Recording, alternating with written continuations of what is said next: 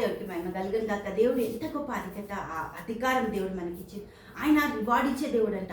Ruth చేసిన పనికి దేవుడు బోయాజు ద్వారా ఒక మంచి రివార్డును అనుగ్రహించింది. ఏమన్నాడో తెలుసా? దేవుడికి మహిమ. నువ్వు చేసిన ప్రతి పనికి, నువ్వు చేసిన ప్రతి ప్రార్థనకి, నువ్వు చేసిన ప్రతి సహకారానికి దేవుడు నీకు ఒక మంచి నాకు ఎవ్వరు చూడట్లే, ఎవ్వరు ఆలోచించట్లే, నా విషయమే ఎవ్వరు ఏమీ మాట్లాడట్లేదని నువ్వు వేదన పడుతున్నావు, చింతపడుతున్నావు కానీ దేవుడు అంటుండు. దేవుడికి మహిమ కలుగును గాక.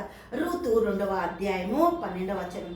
యెహోవా నీవు చేసిన దానికి ప్రతిఫలం ఇచ్చును.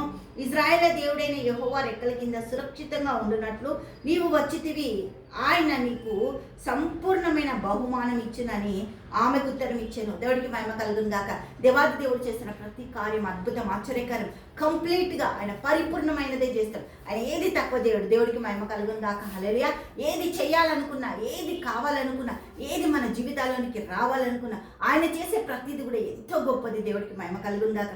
దేవుడు మన జీవితానికి కావాల్సిన ప్రతి విషయాలలో ముందుగానే సిద్ధపరుస్తాడు. ఆమె గురించి అంట ఆ దేశమంతా ముందుగానే తెలిసిపోయిందంట. ఏమని? దేవుడికి మహిమ కలుగును గాక. మనం ఇక్కడ 2వ వచనం చూస్తే దేవుడికి స్తోత్రం.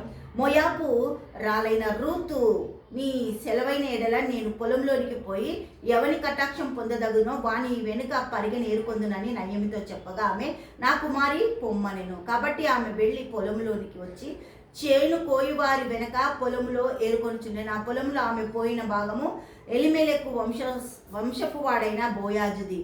బోయాజు బెత్లెహేములో నుంచి వచ్చి మిమ్మల్ని దేవుడు దీవించును గాక అంటే ఉల్టా వీళ్ళు కూడా ఏమంటున్నారు? దేవుడు మిమ్మల్ని దీవించును గాక.